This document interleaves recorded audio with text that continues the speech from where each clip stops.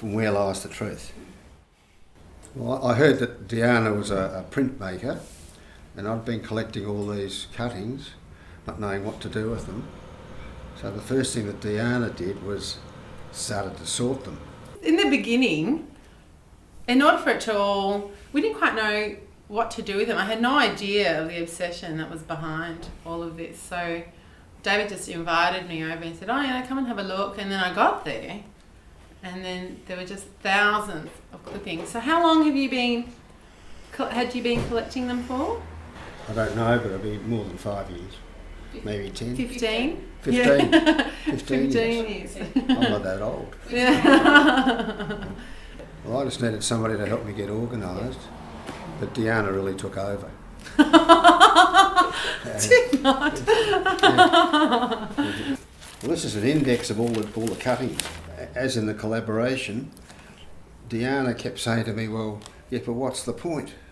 What's this poster about? Yeah. Apart from where lies the truth. It's about journeys and children and for the children. So we tried to focus it. I don't know that we have. But probably the most important poster is it's up to you. Because you can sit here and criticise, make a fuss, but you've got to do something.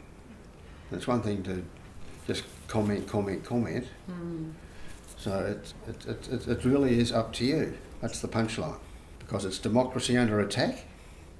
It's the growth of bureaucracy.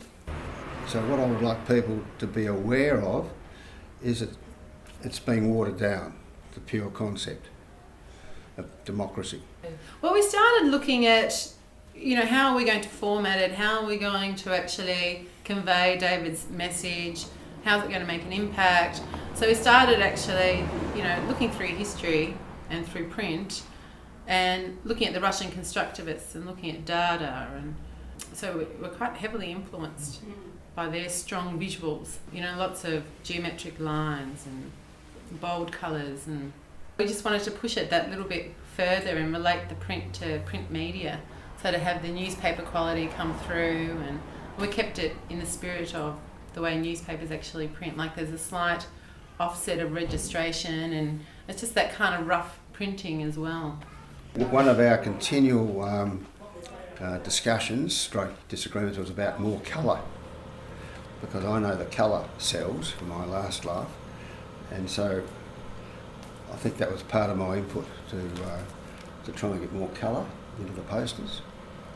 If you take the two big revolutions I know about, that was the Russian one and the French one, and a lot of it was led by posters in the street. But that's before television, before newspapers were where they are today. Propaganda. It's propaganda. And I think we're victims, unknowingly, of a lot of propaganda, and it comes back to and who writes the headlines, and that's another subject. I learnt along the way that even journalists write stories, but the headlines are often written by somebody else. And they've got with a view to sensationalism, to selling newspapers, and then of course there's the smut end of it. Well, it's really a wake-up call. It's about complacency, just not accepting what is served up in the media and having a critical facility. And from my point of view, if we don't do something, it's democracy under attack, and eventually it gets watered down. I had a short stint in public office, and we were at the Melbourne City Council, and we were given lessons by a journalist, a senior journalist, about how to throw out words that will become headlines, and I suspect that's what happens a lot with politicians. So it's not necessarily what the body copy is, it's just what's the headline. But it's not the truth, and it's just the emphasis. So what would I like to do? I think I'd like just people to be aware. I don't think we're going to change very much. Yeah, it's a very, David Bardas show. It's very much... No, but it wouldn't have happened without Deanna. I know. I helped you realise your dream, but... Because where lies the truth. And recent events, particularly with the news of the world, has just highlighted that.